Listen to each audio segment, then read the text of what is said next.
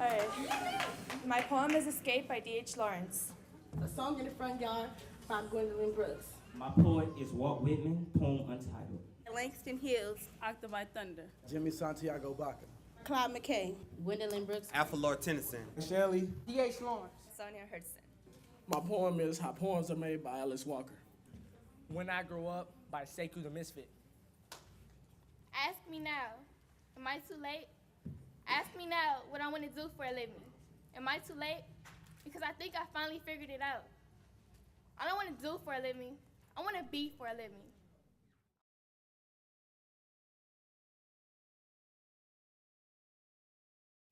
Basically, the way that this process has worked is this. We came together about 12 weeks ago. Some of these students started out pretty good writers. Some of them started out rappers. Some were into hip hop. Some loved to write poetry. But I would say most of them had never performed very much at all. My name is Denisha, and my poet is James Baldwin, and it's called Another Country. This saxophone player, who had been way out all night, took off on a terrific solo. He was a kid, about the same age as Rufus, from some insane place like Jersey City or Syracuse. But somewhere along the line, he discovered he can say it with the saxophone. He had a lot to say.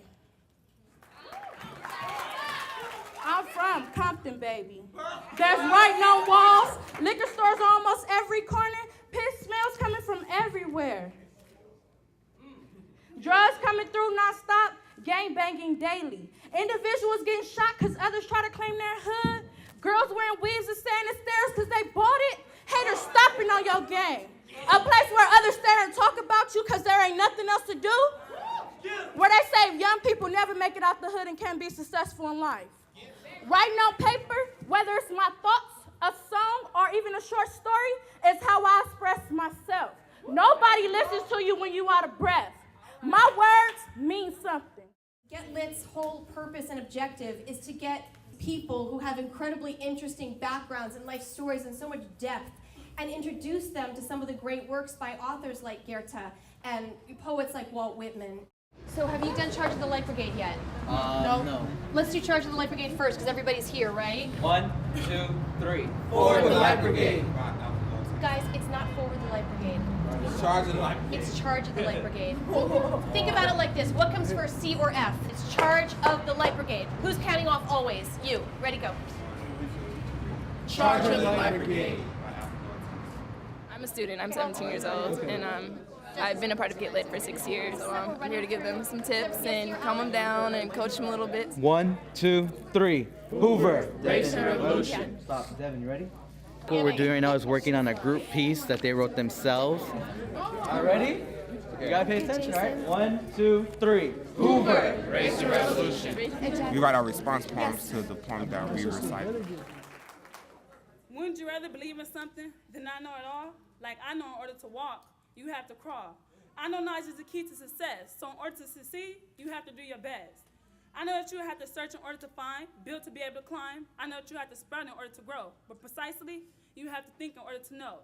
Wouldn't it hurt to be taught something you don't believe? For example, them telling you that you're unable to achieve. Them telling you that you can't when you know that you can. I believe in what I know, so other beliefs are washed away like sand. So believe in something that you know, like with every high, there is a low. I know that I'm a writer with the soul of a poet. I know a lot, and through my words I show it. I never took poetry class before, so I just thought it would be fun. I think of it as fun and more as a competition, and the winner is just the winner. We don't get anything, but it's just kind of like something to experience. How are you feeling? You feeling excited? We're good. Yeah. What's your name? Giovanni Townsend. And you're from Hoover? Hoover. Yeah. Woo! How many years have you been doing this? This is my first time. Okay. My poem is by Maya Angelou, Still I Rise. You got this.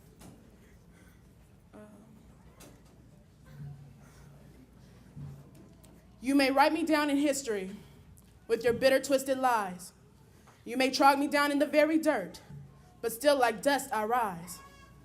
Does my sassiness upset you? Why are you beset with gloom? 'Cause I walk like I got oil wells pumping in my living room.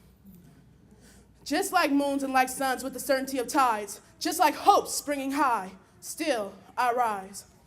Did you want to see me broken? Bowed head, lowered eyes, shoulders falling down like teardrops, weakened by my soulful cries. Does my haughtiness offend you? Or don't you take it awful hard?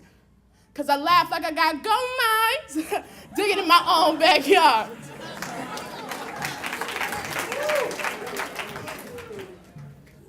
You may shoot me with your words, you may cut me with your eyes, you may kill me with your hatefulness, but still like air I rise. Does my sexiness upset you? Does it come as a surprise that I dance like I got diamonds at the meeting of my thighs? Up the huts of history's shame, I rise. Up from a past rooted in pain, I rise. I'm a black ocean, leaping and wide, welling and swelling, I bear from the tide.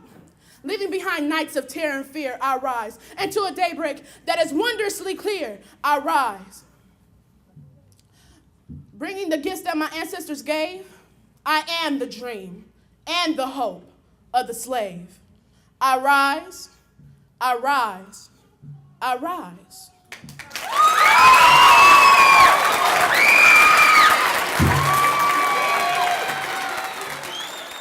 I'm very happy that Miss Diane came to our Hoover Center because she gave us a chance that, you know, our Hoover Center never had. This is the first poetry slam we've been to. So it was a great experience, and I'm so happy to have met a person like her. You know, I never liked poetry, but I like rapping. And it was just like, well, if you like rapping, why don't you do this? And she gave me the poem, I really wasn't feeling it. But she helped me out a lot, and then I kept complaining a lot, like, and she put up with me. And then sometimes she had to sit me down like, no, you gonna do this, and that's what I really needed. Miss Diane Luby Lane, she has been such an angel. Yes. With it, when I was 2 years old, my grandma taught me how to read. I thought it was earlier, by the way, off the top of my head. When I was 2 years old, my grandma taught me how to read, but with this pen and Miss Lane, she'd have taught me how to breathe. And I see you crying, I just, come on, like, this was how many months ago? It was so many months ago, and we did this twice, this Good Little class twice. Yeah. And, you know, we was just a bunch of kids sitting in the class all scared, didn't want to share anything with anybody. True. And here she comes in, here's this poem, it'll speak to you. She reads it. I chose Langston Hughes. Jimmy Santiago. Yes, and they spoke to us, and you have awakened the beast in me. It's amazing. It means so much. So to the Y Center, Hoover, Jordan. Yes. Only thing I can pretty much say about Diane is she really brings out the emotion out. Yes. And she really teaches you to actually project your voice. And despite, you know, the stuff that we write and whatnot, y'all might see it to be offensive and whatnot, but in reality, this is how we feel as the young generation. This is how we feel. This is what we go through, you know, going this environment and whatnot, whether it be Jordan, Compton, Watts, walking down Wilmington. This is everyday life for us. So, you know, she actually takes it upon herself to come every Wednesday to make sure, and after the term, we'll be on some BS anyway, just talking and, you know, just running out the mouth. And she still continue to have patience and to still take the time to work with us and, you know, go over our responses and, you know, really putting us on game on the poets that we actually read about from like back in the day, Langston Hughes, the Renaissance era, Duende, all that, you know, et cetera, et cetera. So she actually puts her heart and effort into the stuff that she does. And I just want to say I'm very grateful for you. We could have been doing anything else, you know, out there on the street doing the most. But you've been being here spitting poetry, so I'm thankful. Joshua.